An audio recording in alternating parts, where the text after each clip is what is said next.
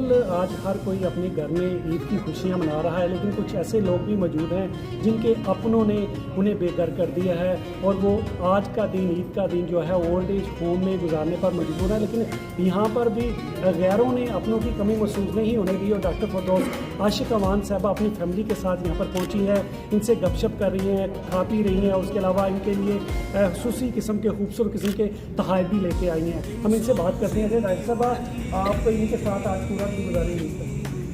जी, ये आज का ही नहीं है, हर ईद मेरी इनके साथ गुजरती है। और ये जब से ये ओल्ड एज होम हमने बनाया 2012 से, कोई ऐसी ईद नहीं है जो मेरी इनके साथ ईद का एक दिन ना गुजरा हो।